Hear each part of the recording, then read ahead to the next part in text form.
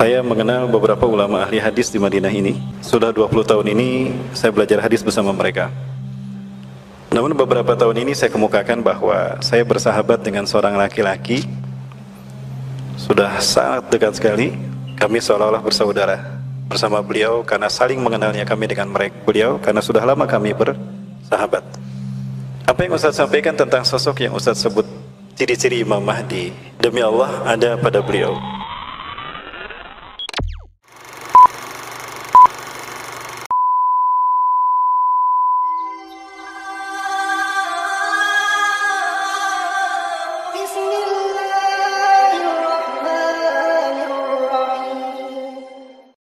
Saya berasal dari Indonesia. Saya mengenal beberapa ulama ahli hadis di Madinah ini, dan sudah 20 tahun ini saya belajar hadis bersama mereka. Namun beberapa tahun ini saya kemukakan bahwa saya bersahabat dengan seorang laki-laki. Sudah sangat dekat sekali. Kami seolah-olah bersaudara bersama beliau karena saling mengenalnya kami dengan beliau karena sudah lama kami bersahabat. Apa yang Ustaz sampaikan tentang sosok yang Ustaz sebut ciri-ciri Imam Mahdi, demi Allah ada pada beliau. Beliau namanya sama dengan nama yang disebutkan oleh Rasulullah SAW dalam hadisnya. Yang kita tahu dalam sebuah hadis Rasulullah SAW pernah menyampaikan tentang Imam Mahdi.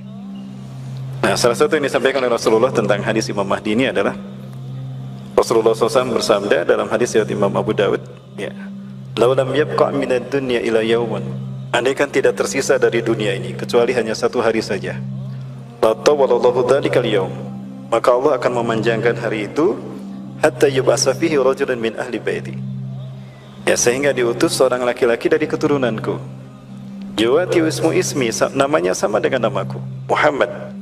Nama Rasulullah memang banyak, ada Muhammad, ada Ahmad, ada Yasin, ada Mustafa, ada Toha, namun lebih kepada nama yang familiar di telinga kita, yaitu Muhammad. Karena Rasulullah tidak memberikan takhsis tentang nama mana yang akan digunakan, maka kemungkinan besar adalah nama yang familiar di telinga kita, yaitu nama Muhammad. Kalaupun tidak Muhammad, Ahmad, ya. Yuwati ismu ismi, namanya sama dengan namaku. Wa ismu abi ismu abi, nama ayahnya sama dengan nama ayahku, Abdullah. Jadi kemungkinan nama beliau adalah Muhammad bin Abdullah. Yamlul ardu adlan wa qistan wa adlan, beliau akan memenuhi dunia ini dengan kesejahteraan dan keadilan, kama muliyat zulman wa jawran, sebagaimana sebelumnya penuh dengan kezaliman dan pembantaian, kezaliman di mana-mana.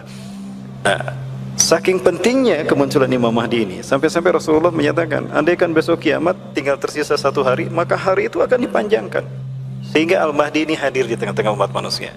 Karena kehadirannya adalah untuk membuktikan janji Allah kepada kita, yaitu Allah akan memenangkan Islam sebelum hari kiamat, ya, yang pernah disampaikan oleh Rasulullah SAW setelah sholat tahajud menjelang sholat subuh. Beliau qailulah. Di saat qailulah itulah Allah memberikan wahyu pada Rasulullah. Terbangun dengan wajah merah, Rasulullah bersabda, Allahumma hal balag, Allahumma hal balag, Allahumma hal balag. Ya Allah, bukankah telah aku sampaikan, ya Allah, bukankah telah aku sampaikan. Para sahabat terbangun lalu menghampiri Rasulullah, Umar bin Khattab, dan mengatakan, "Na'am ya Rasulullah, betul ya Rasulullah, Anda telah menyampaikan perintah Allah." Maka kemudian Rasulullah SAW bersabda, "Wallahi la yazharanna al-Islam hatta yarudal kufra ila mautini." Sungguh Islam akan zahir sehingga kekafiran akan kembali ke tempat asal mereka. Ya, sehingga ketika Islam zahir, maka apapun ideologi dan agama selain Islam itu akan kembali ke tempat asal mereka. Nah, baik. Nah, jadi kehadiran Imam Mahdi adalah untuk menggenapkan janji Rasulullah SAW tadi, atau janji Allah kepada kita. Baik. Nah, ini yang saya maksudkan terkait dengan beliau tadi. Nah, orang Indonesia yang ada di Madinah ini kemudian menyampaikan pada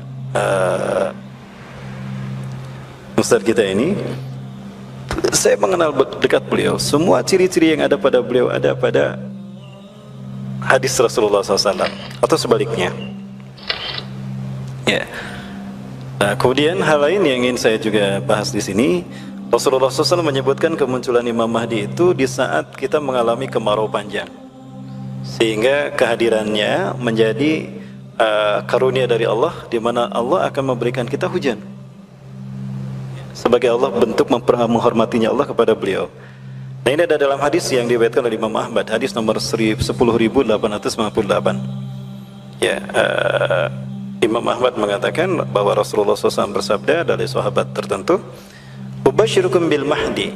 Aku berikan kabar gembira kepada kalian dengan munculnya Imam Mahdi. Yub'atsu fi ummati, yang akan diutus di tengah-tengah umatku, ada ikhtilafi minan nas, di saat terjadinya pertengkaran atau persengketaan atau perselisihan ya, di tengah-tengah manusia. Wa zalazila, dan ketika banyaknya gempa bumi dan bencana-bencana alam. Jadi ketika banyak terjadi peristiwa geopolitik, persengketaan berbagai kabilah atau bangsa sehingga panas suhu politik di muka bumi, begitu juga dan terjadi peristiwa geografis bencana alam, di saat itulah Imam Mahdi muncul. Fayamlalu ardu qistan wa adan kama muliyat zulman mazauran. Dan di dalam hadis yang lain dikatakan Imam Mahdi ini akan muncul di mana Allah akan memberinya minum. Namun sebelum itu saya tegaskan dulu para muslimin bahwa terkait dengan Imam Mahdi ini kita tidak mesti ragu ya, karena ada banyak beberapa penegasan dari ulama-ulama ahli hadis tentang kesahihan hadis Imam Mahdi. Sebagai contoh apa yang disebutkan oleh Syekh Abdul Muhsin Al-Abbad Hafizahullah, salah seorang ulama pakar hadis di Madinah yang pernah meneliti hadis-hadis tentang Imam Mahdi, kemudian beliau menemukan kesimpulan tidak kurang dari 26 sahabat meriwayatkan hadis Imam Mahdi, berarti mutawatir ma'nawi. Dan tidak kurang dari 36 kitab hadis meriwayatkan tentang Imam Mahdi ini, sehingga hadisnya mutawatir ma'nawi. Baik, salah satu hadis lain yang disebutkan adalah dari Abu Sa'id Al-Khudri ya, Rasulullah SAW menyatakan, yakhruju fi akhiri ummati al-Mahdi, akan keluar dari masa terakhir, dari masa akhir umatku, berarti di masa kita kemungkinannya ya. Al-Mahdiyu yaskihillahul ghawtha, Allah akan memberinya minum dengan diturunkannya hujan. Jadi turunnya hujan merupakan cara Allah menghormatinya dengan memberinya minum dengan hujan ini. Artinya bumi tadinya kering. Ketika bumi kering, sudah jarang hujan, maka Imam Mahdi datang, diutus oleh Allah Subhanahu wa taala. Wa tahdujul ardu nabatiha wa nahdurjul ardu nabataha, dan Allah memerintahkan bumi untuk menumbuhkan tanamannya. Maka tanaman yang tadinya kering tidak tumbuh ya, bumi kering tidak menumbuhkan tanaman, maka saat itu tumbuh tanaman, sehingga memberikan pertolongan kepada mereka yang tadinya kekeringan. Wa ya'til mala sihahan, beliau akan membagi-bagikan harta tanpa menghitungnya, sehingga kemakmuran dari segi harta tercapai pada masa beliau datang, sehingga betul-betul terasa solusi, seolah-olah menjadi rahmat bagi umat manusia saat itu, khususnya umat Islam. Wa taksurul masyiyah, keringnya bumi, berkurangnya tanaman dan rumput membuat banyak sekali peternakan yang gulung tikar, karena banyak ternak-ternak yang mati. Maka dimunculkannya Imam Mahdi ini menjadi pertolongan bagi manusia, di mana peternakan akan kembali hidup, ternak-ternak akan kembali menyebar di muka bumi. Wa tuzimul ummah, dan umat ini akan kembali mulia, tidak lagi dihinakan. Artinya umat Islam akan kembali menguasai dunia, sebagai superior dunia, menguasai dunia dengan rahmatan lil alaminnya. Ya'ishu sab'an aw thamaniyan, yakni hajjajan, beliau akan tinggal 7 atau 8 kali musim haji di muka bumi sejak beliau diangkat. Berarti kemungkinan besar beliau akan hidup di tengah-tengah kita 7 atau 8 tahun dimulai dari musim haji. Nah, ini mengisyaratkan bahwa Imam Mahdi dibaiat di musim haji. Apakah musim haji tahun ini? Ya, terkait dengan berita tadi, kita dengar apa yang disampaikan oleh Ustadz kita.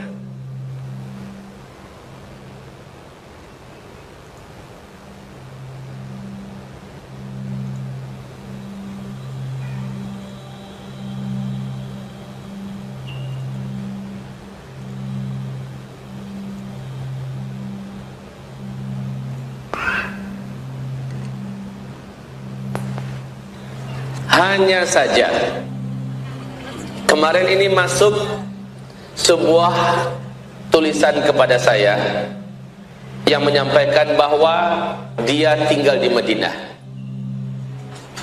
Dia bersahabat, orang ini orang Indonesia, dia bersahabat dengan seorang lelaki dari keturunan Rasulullah SAW di Madinah Al-Munawwarah. Lelaki ini memiliki seluruh ciri-ciri tentang Al-Mahdi ada pada dirinya, ada pada fisiknya, dan di usia yang sudah hampir matang, sudah dikatakan hampir matang, karena usia 40 adalah usia matang, dia mendekati usia segitu. Laki-laki ini Kami katakan kepadanya, kata yang kirimkan SMS kepada saya, pada dirimu ada ciri-ciri keturunan, memang silsilahnya sudah pasti kepada Rasulullah dan dari Hasan bin Ali, tapi dia menampik dan dia menolak, tidak, bukan saya, tidak, bukan saya, si Fulan bin Fulan lebih berhak daripada saya, Fulan bin Fulan lebih berhak dan dia lebih cocok daripada saya, Syekh Anu lebih bagus daripada saya hanya punya satu keinginan, katanya, saya ingin berjihad di negeri Syam, saya ingin membela saudara saya di negeri Syam, dan saya ingin pergi ke sana, saya ingin syahid di jalan Allah. Ini permintaan laki-laki keturunan Rasulullah yang di Madinah itu. Dia pun membujuk saya, katanya, untuk ikut bersamanya ke negeri Syam, tapi saya katakan saya akan kembali ke Indonesia, mungkin ladang jihad saya adalah tanah air saya, kata laki-laki Indonesia ini. Mereka pun berpisah. Yang keturunan Rasulullah ini pergi ke Syam, ikut bergabung dengan para pejuang di negeri Syam.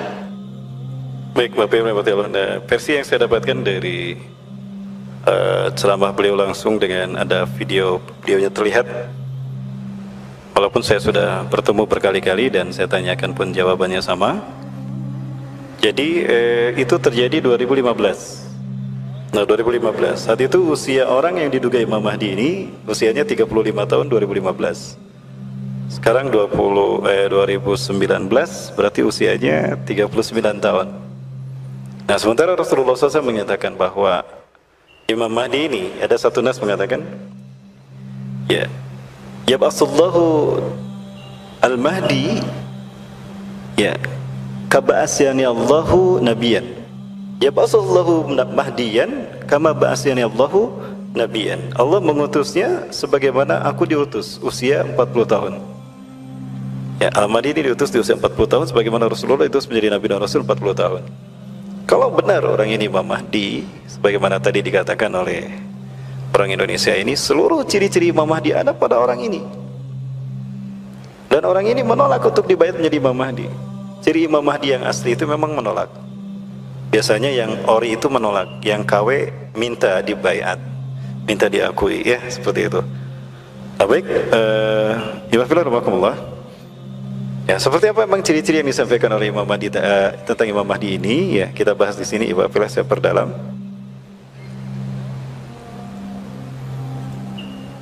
Ya, ini ciri-ciri Imam Mahdi secara fisik, ya. Hadis dari Ummu Salamah radhiyallahu anha, beliau pernah mendengar Rasulullah bersabda, Al-Mahdi min utsrati min waladi Fatimah. Al-Mahdi dari keturunanku, utsrah garis keturunan nasabku, kata Rasulullah. Min waladi Fatimah, dari keturunan Fatimah, ya dari Al-Hasan. Suatu hari Rasulullah dan Ali bin Abi Thalib berjalan pulang dari satu tempat, dari satu keperluan. Hasan Husain menyebut mereka berdua. Al-Hasan lari ke arah Rasulullah, Al-Husain lari ke arah Ali bin Abi Thalib.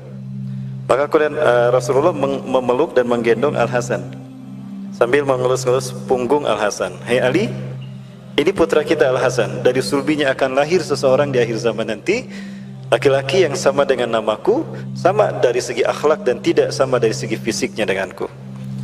Dia akan memenuhi dunia dengan keadilan dan kesejahteraan sebagaimana dunia ini penuh sebelumnya dengan pembantaian, kesemena-menaan dan kezaliman. Dan ditegaskan dalam hadis itu bahwa itu keturunan Al-Hasan, bukan Al-Husain sebagaimana klaim orang-orang Syiah. Nah, kemudian di dalam hadis yang berikutnya juga masih riwayat Imam Abu Dawud namun bersama At-Tirmidzi, Rasulullah bersabda, la tunqadud dunya hatta yamlikul araba rajulun min ahli baiti yuwati ismu ismi. Tidak akan berakhir dunia ini sehingga seseorang dari keturunanku menguasai Arab. Artinya tanah Arab nanti akan dikuasai oleh Imam Mahdi. Kapan itu terjadi? Ya, kita bahas pada kesempatan ini. Ya. Yuwati ismu ismi, namanya sama dengan namaku. Dalam nas yang lain, yuwati ismu ismi wa ismu abihi ismu abi. Nama ayahnya sama dengan nama ayahku, Muhammad bin Abdullah. Kemungkinan namanya itu. Adapun secara fisik, ciri-ciri beliau, satu, hidungnya mancung dan dahinya lebar. Sebagaimana hadis Rasulullah riwayat Imam Abu Dawud dan yang lainnya, Al-Mahdiyu minni ajlal jabhati. Al-Mahdi adalah keturunanku, dahinya agak lebar. Jika bapak-bapak ada yang berdahi lebar, berarti sudah mirip dengan Imam Mahdi. Ya, kemudian Aknal Angfi, hidungnya mancung. Ya, saking mancungnya kelihatan agak tipis bagian atasnya. Itu karena mancungnya. Ya, yamlul arda qistan wa adlan. Beliau akan memenuhi dunia ini dengan keadilan dan dengan kesejahteraan dan keadilan, kama muliyat jawran wa zulman. Sebagaimana sebelumnya penuh dengan kezaliman. Yamliku sab'a sinin. Beliau akan memimpin menjadi khalifah selama 7 tahun. Ada riwayat yang lain 7 sampai 9 tahun. Fayamkusu fil ardi sab'ata sanawat, thamaniyata sanawat atau tis'ata sanawat. Dia akan memimpin 7 tahun, 8 tahun atau 9 tahun. Jadi kemungkinan 7 sampai 9 tahun. Nah, kemudian ciri-ciri fisik yang lain. As-Sulami menyebutkan pada kitabnya Uqadud Durar sejumlah asar yang memaparkan tambahan ciri-ciri khusus pada Imam Mahdi. Yang pertama, Afrika Sanaya. Gigi depannya itu agak renggang. Gigi depan bagian atas itu agak renggang, agak sedikit menjauh. Bariqat Sanaya, gigi putih dan cemerlang keputih-putihan. Kalau beliau tersenyum terlihat dari giginya itu cahaya keputihan dan cemerlang. Kemudian dari ciri-ciri fisik, launul Arabi. Warna kulitnya warna kulit orang Arab. Hitamnya hitam orang Arab, bukan hitam orang Afrika.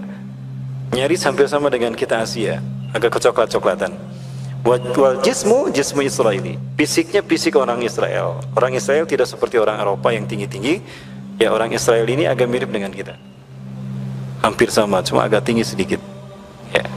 Syabun marbu'. Adapun Imam Mahdi, syabun marbu', tinggi tidak, pendek pun tidak. Ya, artinya sekelas kita lah. Nah, baik, kemudian ciri-ciri lain lagi. Hasanul wajhi, tampan wajahnya. Wajahnya memancarkan cahaya seakan-akan bintang yang cemerlang. Kathul lihyati, lebat jenggotnya. Ya, tidak seperti rambut orang-orang Afrika. Jenggot beliau itu lebat dan agak panjang. Ya. Kemudian pada sebuah asar disebutkan bahwa jenggotnya berwarna hitam. Aswadu fi khaddihi al-aymani khad. Di pipi kanannya ada tai lalat. Kemudian ablaj ayun, artinya sesuatu yang jelas antara jarak kedua alisnya sehingga tidak berangkai namun atau bergandengan. Alisnya ini terlihat begitu indah, ya, dengan mata yang lebar. Kemudian akhal ayuni, ya, akhal aina ini, pelupuk matanya hitam dan bukan bercelak. Maksudnya karena agak mengkerut bagian kelopak matanya sehingga seolah-olah kelopak matanya itu bercelak. Padahal itu karena mengkerut, ya, sehingga warnanya lebih gelap. Dan ciri lain adalah perutnya agak besar, agak gendut sedikit, dan juga pahanya agak mengecil. Dan di pundaknya terdapat ciri-ciri kenabian. Nah, ini ciri-ciri fisik. Dan yang terakhir terkait dengan Imam Mahdi ini dikatakan, minna alladhi yusalli Isa ibn Maryam khalfah. Dari keturunanku, dari keturunan kami, kata Rasulullah, akan sholat di belakangnya Isa bin Maryam. Artinya nanti ketika Isa bin Maryam turun, Imam Mahdi menjadi imam sholat. Di mana sholatnya?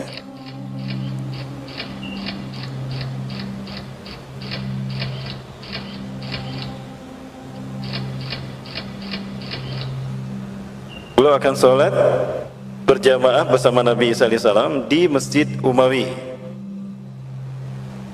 Perlihatkan, nah ini Masjid Umawi di daerah sini, daerah Aleppo, Sarkia di Damaskus, masjid yang bermenara putih. Ya. Ya.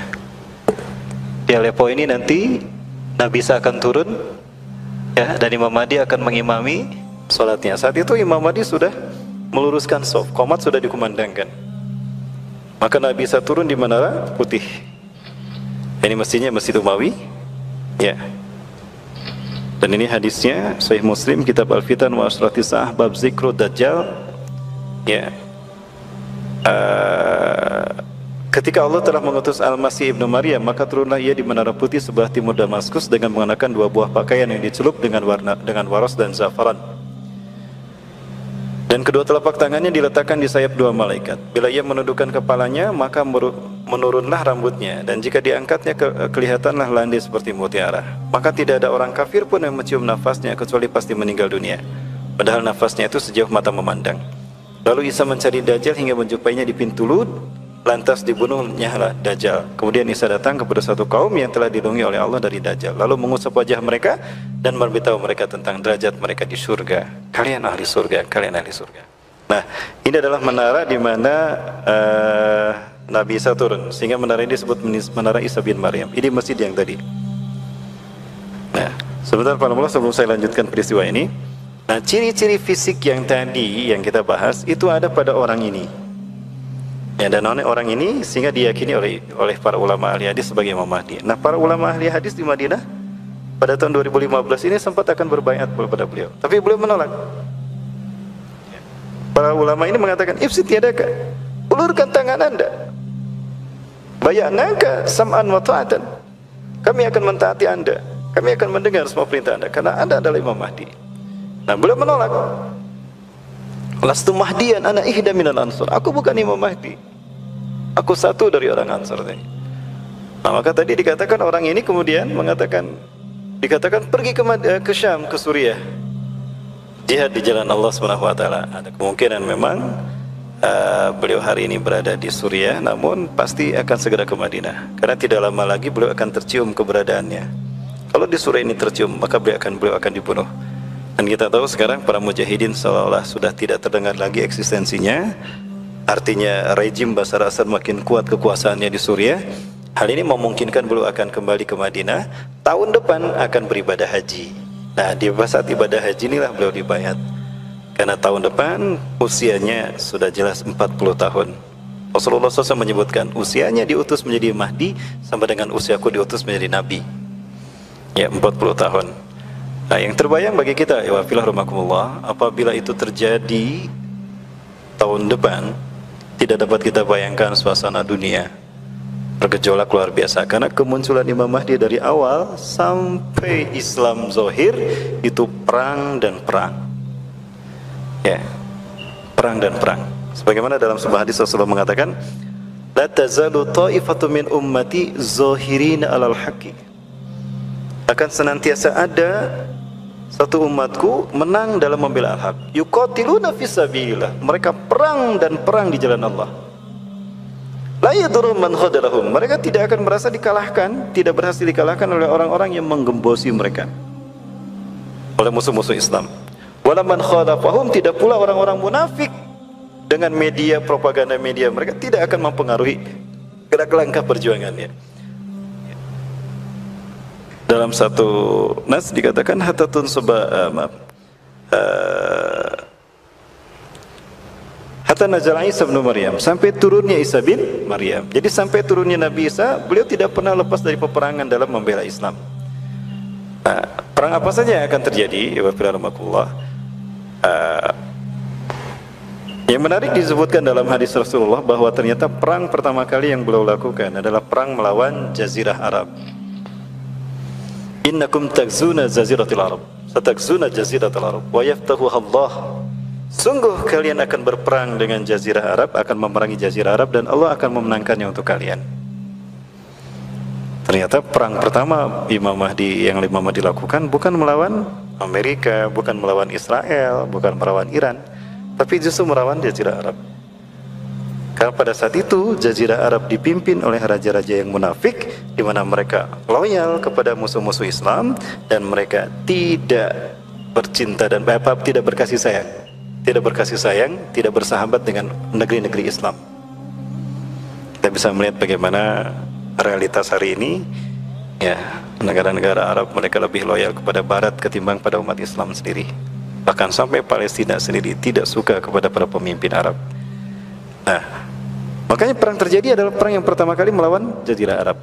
Saat itu ketika Imam Mahdi akan dibaiat, diceritakan ada 7 ulama. Mana 7 ulama dunia ini mereka berkumpul berdoa kepada Allah.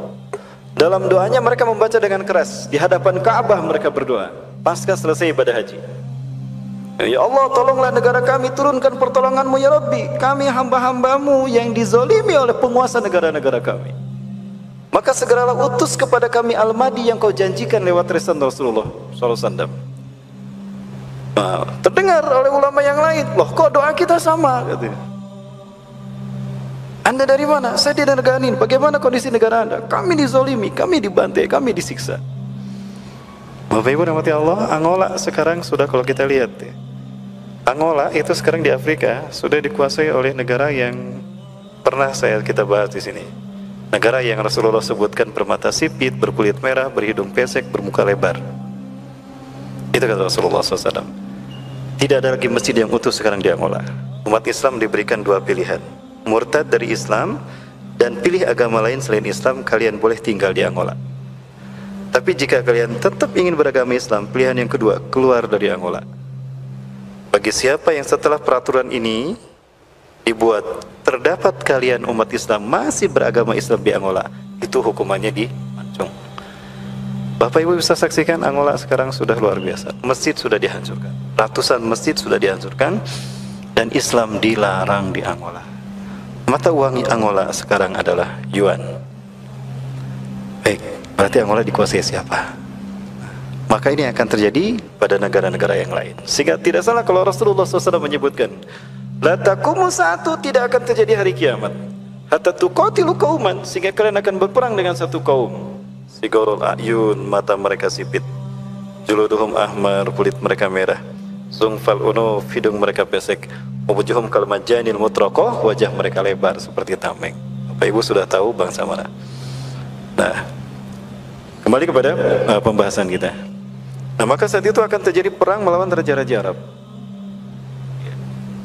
Nah, perang raja Arab ini terjadi setelah pembayatan 7 ulama tadi yang mencari-cari Imam Mahdi, kemudian mendapatkan Imam Mahdi.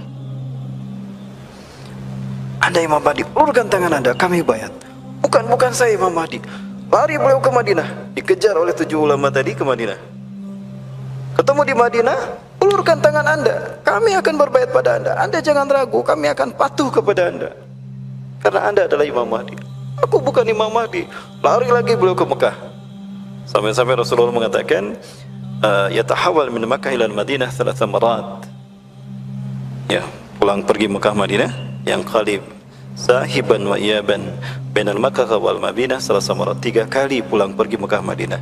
Setelah 3 kali sampai ke Mekah, maka ditahanlah oleh Allah dengan diutusnya malaikat Jibril. Diislahkanlah beliau, ya, diislahkan fi tilkal lailah, di malam itu. Maka kemudian dibaiat oleh 7 ulama tadi plus para pengikutnya, sehingga jumlah mereka pas 313 atau 315. Wa adadul ladina yubayyunahu ka'adadi ahli Badarin. Jumlah mereka yang berbaiat padanya sama dengan pasukan Badarku. Di sini beliau akan diutus. Jadi antara pintu Ka'bah dengan makam Ibrahim.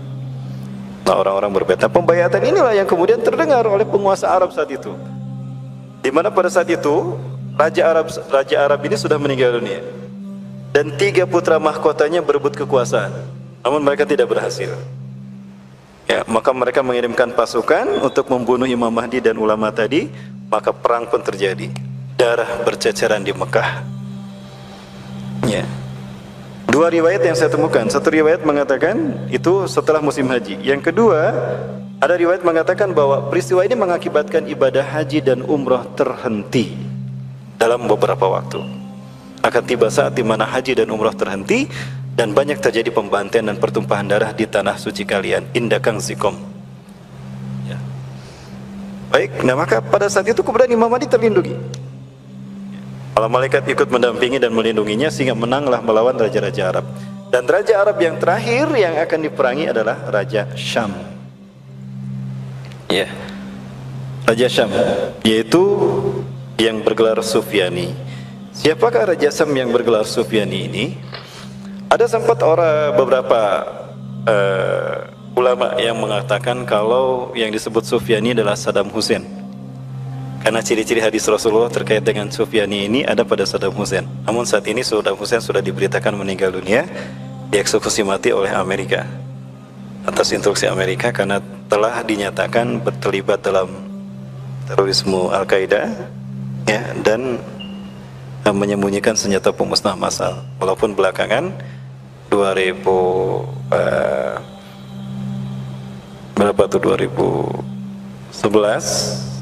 dinyatakan kalau Saddam Hussein tidak terlibat, dan pemerintah Amerika mengatakan meminta maaf karena telah salah menyatakan Saddam Hussein punya senjata pemusnah massal. Cukup minta maaf. Sementara Saddam Hussein sudah dieksekusi mati, ribuan masjid dihancurkan, kaum muslimin dibantai ribuan, ya, bukan sarang teroris yang mereka hancurkan, tapi masjid. Dan bukan teroris yang mereka bunuh, tapi warga sipil. Mereka minta maaf. Sebetulnya ini sudah mereka rancang. Ya baik, Bismillahirrahmanirrahim. Nah, hari ini Sufyani lebih kepada penguasa Suriah.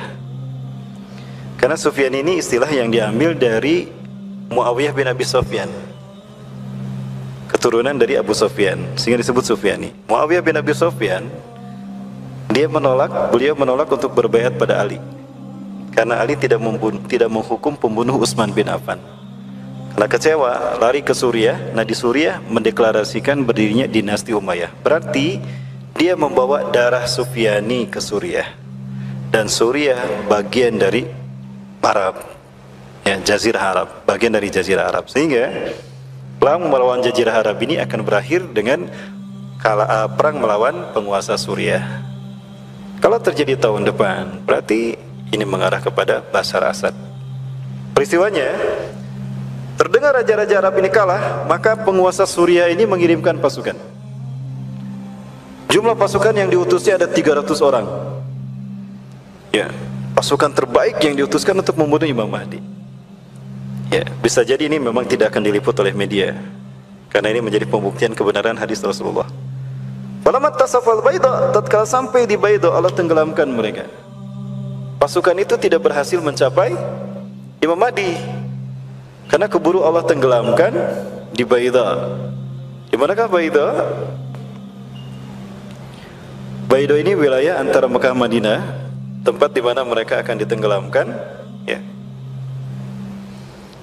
Semuanya tenggelam, yang tersisa tinggal satu orang. Hanya satu orang yang tersisa saat itu. Nah, kalau kita lihat kemungkinan Baida ini memang akan menenggelamkan pasukan tadi. Ini data yang hari ini bisa kita dapatkan. Di Baida itu ada satu lempeng, ternyata dia membelah, lalu ada lubang, dan di lubang itu terungkap ada hutan di bawah lempeng padang pasir. Nah, kemungkinan di tempat ini nanti ditenggelamkannya pasukan yang dikirim oleh Raja Suriah, sehingga tidak terjadi gempa dan tidak kuat menahan mereka. Akhirnya mereka amblas, hajamahumullahu jami'an fayabqa wahidin minhum. Maka yang tersisa dari mereka adalah satu orang saja. Makanya satu orang ini kembali pada Raja Syam, menyampaikan kalau pasukannya telah tenggelam, ada gempa yang kemudian menenggelamkan pasukan mereka, kecuali hanya satu ini. Maka pada saat itu sang raja menyusun siasat untuk membunuh Imam Mahdi. Maka dalam perang itu kemudian raja ini pun mati. Wa yaftahu Allah akan memenangkannya untuk kalian. Al-Mahdi berhasil menang melawannya. Maka Syam saat itu kembali jatuh kepada umat Islam. Berbondong-bondong umat Islam menguasai Palestina. Ya, di saat itu kemudian Yahudi diperangi. Perang melawan Yahudi ini berbarengan dengan perang melawan Iran. Sehingga dalam hadisnya Rasulullah SAW menyatakan, "Summa taghzuna al-farash wa yabtaghu Allah." Kemudian kalian akan memerangi Persia.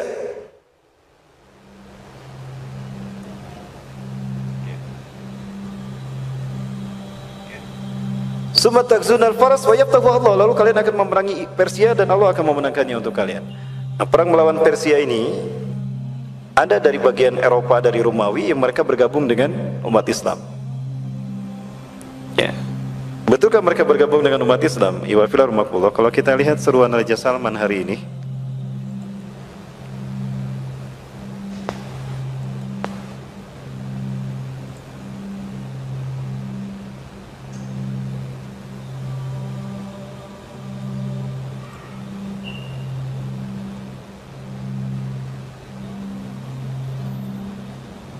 ya, Raja Salman sempat menyampaikan melalui ceramah resminya kepada dunia untuk mengajak agar dunia melawan Iran, karena Iran ini menjadi ancaman bukan hanya untuk Arab saja, tetapi juga untuk dunia. Ya, saat itu kemudian disambut juga oleh Donald Trump. Ya, Donald Trump kemudian mengajak NATO juga untuk sama-sama bergabung dan menyambut seruan daripada seruan dari Raja Salman. Nah, saya teringat pada satu hadis yang mengatakan bahwa kalian umat Islam akan bersekutu dengan Bani Rum untuk memerangi musuh di belakang kalian. Summa tashtarikuna birumi tuqatiluna aduwa min waraikum. Kalian akan memerangi musuh di belakang kalian bergabung dengan Bani Rum. Nah, Bani Rum ini Eropa. Ya, ini sudah 1 tahun ke belakang informasi ini saya dapatkan. Raja Salman menyerukan raja-raja Arab bersatu untuk memerangi Iran dan memerangi mereka yang membantu Iran. Nah, Iran sesungguhnya dibantu oleh Israel. Rusia juga ikut membantu Israel. Kita tahu mereka sudah bekerja sama dan sudah sepakat untuk menguasai wilayah Timur Tengah, Bapak Ibu sekalian. Wafirarahmakumullah. Saya perlihatkan bagaimana Israel sudah begitu akrab dengan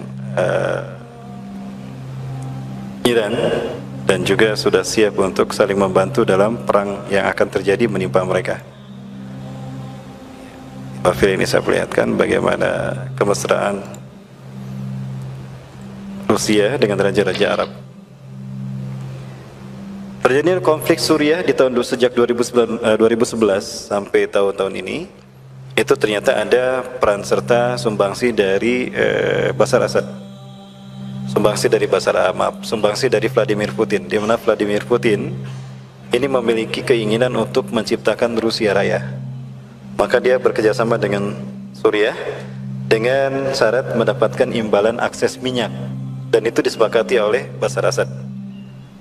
Ya. Ternyata bukan hanya Bashar Assad yang diajak untuk bekerja sama, juga Mesir sepakat untuk bekerja sama dengan Vladimir Putin, tapi dengan barter mutualisme, minta dikuatkan agar posisi Abdul Fattah As-Sisi makin kuat berhadapan dengan Ikhwanul Muslimin. Karena Ikhwanul Muslimin ini masih merupakan kekuatan yang ditakutkan oleh penguasa Mesir hari ini. Maka itu pun dibuat kesepakatan dengan Vladimir Putin. Setelah itu dia menjalin kerjasama dengan Israel untuk menjawab adanya tantangan dari Raja Arab memerangi Iran yang kemudian disambut oleh Donald Trump, dan NATO pun ikut akan terlibat. Ini akan memicu terjadinya perang-perang luar biasa. Nah, Bapak Ibu dirahmati Allah, maka kemungkinan musuh di belakang kalian yang akan diperangi ketika kalian bersekutu dengan Eropa adalah Iran. Ketika Iran diperangi, berarti Israel akan juga diperangi, Rusia juga akan diperangi, dan Suriah pun akan diperangi. Nyambung dengan perang Arab. Luar biasa. Nah, kalau kita lihat urutan-urutan tadi seperti itu.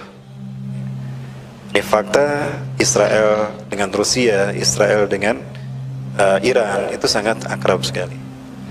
Kalau saya tidak akan membahas ini ya, Pak Nambolo. Ini tidak saya bahas, dan ini juga tidak saya bahas ya. Baik, yang jelas bagi kita, di mana ada Iran, di situ ada Israel. Di mana ada Zionis, di situ ada Syiah. Baik, kembali kepada peristiwa tadi Bapak Ibu yang dirahmati Allah. Jadi peristiwa-peristiwa besar akan menimpa kita umat Islam dunia, yang saat ini pun sudah terlihat mengarah ke arah itu. Ya. Ada satu hal yang menarik terkait dengan peristiwa dunia, geopolitik dunia. Yang pertama, Gina Haspel, dia direktur CIA, menyatakan dalam ceramah resminya meminta maaf kepada Usamah bin Laden dan keluarga Usamah bin Laden kalau mereka telah keliru, bahwa ternyata Usamah bin Laden tidak terlibat dalam kasus hancurnya WTC. Dia atas nama Amerika menyatakan siap memberikan ganti rugi kepada Usamah bin Laden atas kesalahannya ini. Dari segi materi, ya, kalau kita lihat ganti ruginya berapa? Gara-gara fitnah itu, Irak dibantai, Afghanistan dibantai, masjid dihancurkan. Silakan dirikan kembali masjid-masjid. Dan yang paling penting, kembalikan kembali nyawa dari saudara-saudara kami yang dibantai. Bisakah Amerika melakukan itu? Tentu tidak bisa. Artinya harus ada hukuman yang setimpal yang harus diterima Amerika. Ketika mereka membantai Palestina, membantai Afghanistan dan juga Irak atas nama terorisme. Ya. Kemudian yang lainnya yang menarik, dan ini mengarah kepada perang tadi, PBB memutuskan untuk membagi dua Palestina, ya, membagi dua Palestina dengan satu solusi demi menyelesaikan konflik Israel-Palestina. Nah, kalau kita lihat dari West Bank tepi barat ke arah kanan, itu akan bertemu sampai ke Ramallah. Nah, itu akan menjadi wilayah Palestina dengan ibu kotanya Ramallah. Dan kalau di tepi barat ke kiri, itu akan sampai ke Old City, ke Yerusalem, ya, kita menyebutnya Al-Quds, itu akan menjadi wilayah Israel, ibu kotanya Yerusalem.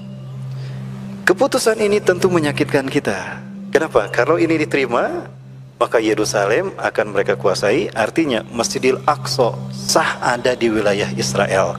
Maka dengan mudah Israel akan menghancurkan Masjidil Aqsa. Ini yang akan memicu terjadinya perang antara Imam Mahdi melawan Israel. Ini bapak dan bapak, karena Rasulullah menyebutkan akan dijaga oleh pasukan kaum muslimin sehingga pasukan terbaik dunia akan memasukinya tanpa ada satu negeri pun yang mengalahkannya. Sehingga panji hitam itu hatatun sobabi Ilya ditancapkan di Yerusalem, di Al-Quds, di Masjidil Aqsa. Kemudian Rasulullah berkata kepada Ibnu Hawala Al-Azdi, kalau itu sudah terjadi, kamu melihat panji hitam berkebar di bumi Al-Quds, itu pertanda kiamat lebih dekat kepadamu ketimbang kepala dengan pundakmu ini, hai Ibnu Hawala. Nah, sampainya bendera itu ke Palestina, maksudnya ke Masjidil Aqsa, itu tanda kemenangan umat Islam atas seluruh fitnah di muka bumi, termasuk fitnah Dajjal. Hal ini menunjukkan kehancuran Israel sangat dekat dengan kemunculan Dajjal. Pertanyaannya, kapan Israel ini akan hancur? Allah Subhanahu wa taala memutuskan kehancuran Israel dalam satu surat yang secara detail, ya, surat Al-Isra ayat ke-4 sampai ayat ke-8 dan 104. Sayang sekali kalau kita bahas tema ini waktunya tidak akan cukup Bapak Ibu rahmati Allah, ya. Namun insya Allah akan kita lanjutkan di pertemuan yang akan datang, sudah jam 1 ya Bapak Ibu sekalian. Insya Allah pembahasan kita berikutnya kita akan membahas tentang menghitung angka kehancuran Israel. Kapan Israel ini akan hancur? Apakah itu akan terjadi di tahun 2022 sebagaimana pandangan dari seorang syekh, ya, dari asal Malaysia, dari Palestina. Saya perlihatkan ada satu buku yang ditulis oleh syekh ini, Bapak Ibu sekalian. Beliau bernama Dr. Bassam Nahajarar. Beliau pernah membuat buku. Sebetulnya itu tulisan beliau ketika di pengasingan beliau di Lebanon. Dan beliau membuat buku tentang analisa kehancuran Israel. Sekali lagi itu adalah analisa beliau sendiri. Nah, ini bukunya. Buku ini sudah tidak lagi dicetak di beberapa penerbitan di seluruh Indonesia, ya. Saya cari di beberapa tempat tidak ada, terutama di Bandung, ya. Di dalam buku ini dibahas tentang analisa kehancuran Israel yang intinya disebutkan bahwa Israel ini akan hancur 2022. 2022 bertepatan dengan 1443. Dan jika Israel hancur berarti tidak ada lagi pasukan yang atau negara yang bisa mendirikan singgasana bagi Dajjal. Artinya Dajjal halus keluar sendiri. Maka itu memicu keluarnya Dajjal. Sayati ilaikum Dajjal wa yattabi'unahu sab'una alaf al-yahud mi wadi Isfahan ala jabhatil faras. Dajjal akan datang, ya, akan keluar diikuti oleh 70.000 pasukannya dari lembah Isfahan Iran, orang-orang Yahudi Iran menggunakan jubah Persia. Nah, ini membuktikan Israel dengan Iran itu sama, 11-12. Artinya ketika Imam Mahdi memerangi Iran, berarti Israel pun diperangi. Apakah itu akan terjadi sampai 2022? Wallahu a'lam bishawab. Bagaimana lanjutannya? Kita bahas dalam pertemuan yang akan datang. Masih dalam kajian akhir zaman bersama saya. Di pertemuan yang akan datang kita perdalam ini tentang menghitung angka kehancuran Israel dan sekutunya.